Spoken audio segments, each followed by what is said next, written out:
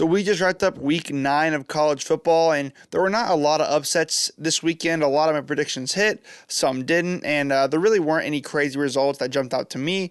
But that does not mean that this was not another great weekend of college football. So let's go ahead and get right into those games, breaking them down, starting with probably the biggest game of the weekend, LSU at Texas A&M. For a lot of this game, it looked like my prediction was going to whiff here. We got a bad version of Connor Wigman in this game. And A&M's offense looked pretty weak with him under center. But when we got Marcel Reed, the whole team looks different. A whole different offense. I've gone back and forth over who I think gives A&M the best chance to win. But after this game, I'm 100% in the Marcel Reed camp. His legs alone make him a huge threat that Connor Wigman just can't provide. And when they needed him to throw, which was only twice, he made big throws. He really turned the tide of this game. And I told you guys last week that there were several variables that would help decide this game. One being whether or not LSU could run on this A&M defensive front. And the answer is no. Only 35 rushing yards. Another variable was whether or not A&M's offensive line could withstand LSU's defensive pressure. And that was also a no. 11 sacks, 5 tackles for losses. I mean, obviously it didn't win them the game, but it's still worth noting here. Turnovers, another big factor here. Nussmeier threw 3 interceptions, which ended up sealing the game in the end. It was a 4-point game going into the fourth quarter, but A&M's defense and Marcel Reed were able to squeeze the life out of LSU at the end there. And at the end of the day, this game played out almost exactly as I expected it to. I picked A&M to win this one because the situational advantages favored them in this game, and I felt like both teams were on equal footing, and those factors I felt would tip the scale in A&M's favor, and I believe that they did. Texas A&M is now the number 1 team in the SEC standings now. That's an interesting fact to note there as well.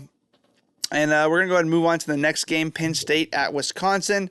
And I keep picking Penn State to lose to inferior teams, and they keep knocking those teams down no matter how unimpressive the win may look. I still think Penn State is very overrated.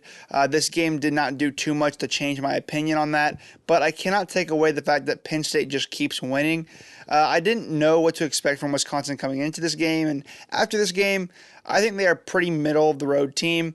They played like a very average team in this game. They held it close for a long time, but could not hold on at the end. I don't think Wisconsin looked bad by any means, but they really didn't impress me either. Both Penn State quarterbacks were accurate and effective.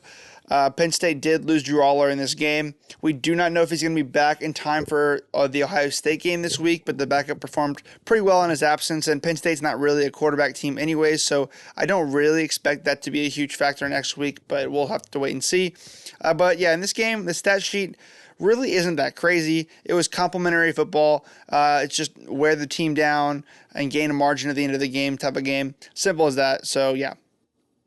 Next game, Boise State at UNLV, and this game lived up to the hype that I put on it, and I got the result I expected.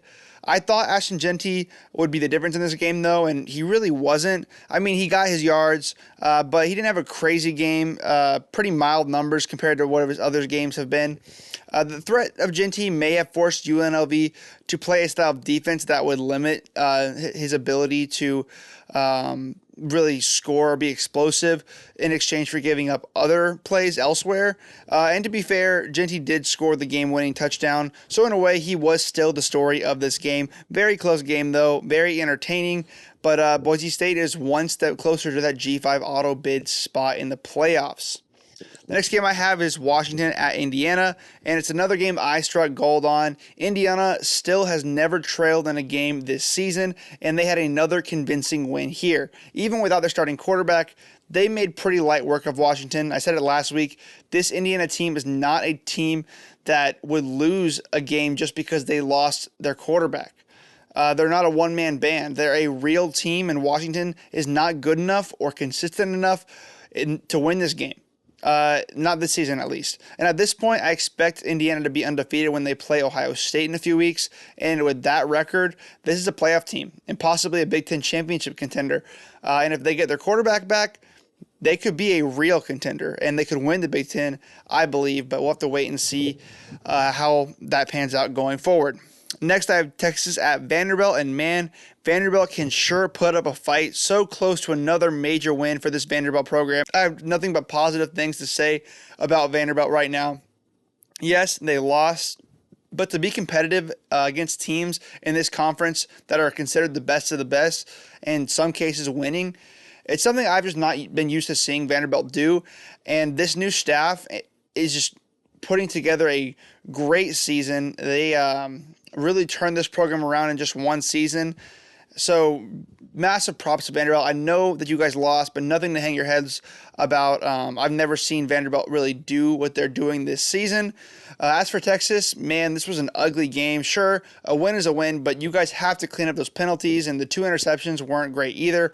Any other year, though, I would look at this close game to Vanderbilt and be a little bit nervous for Texas, but this is a different Vanderbilt team that is playing a much higher level of football. And I was actually pretty impressed with Texas' ability to go into that place and win, although I did expect that to happen. I didn't know if it would be close or a blowout, but I did know that Texas was going to come out on top. So, yeah, Texas has to stay on their toes, though, from here on, because they have some very losable games coming up that they have to be ready for.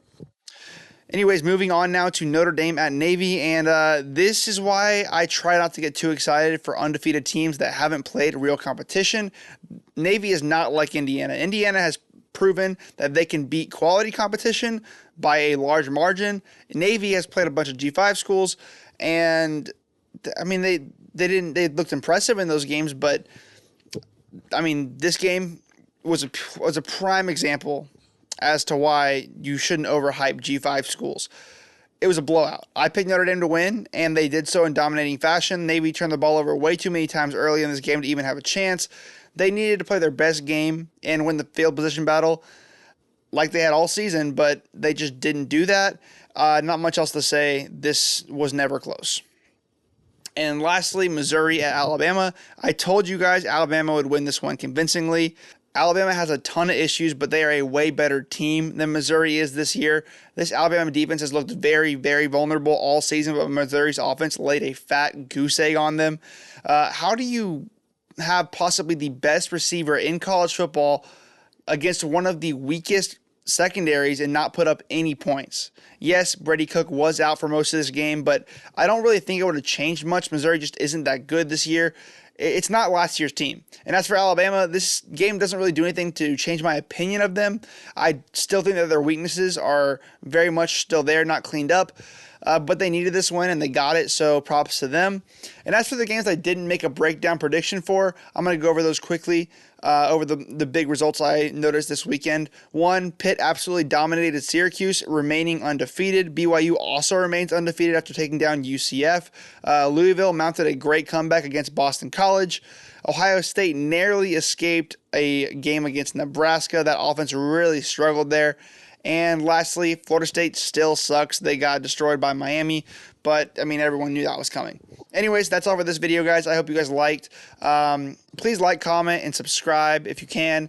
And yeah, and make sure you follow me on the socials. That's A_Rock321 on X and Threads. Until next time, guys, I really appreciate you guys watching. So yeah, peace.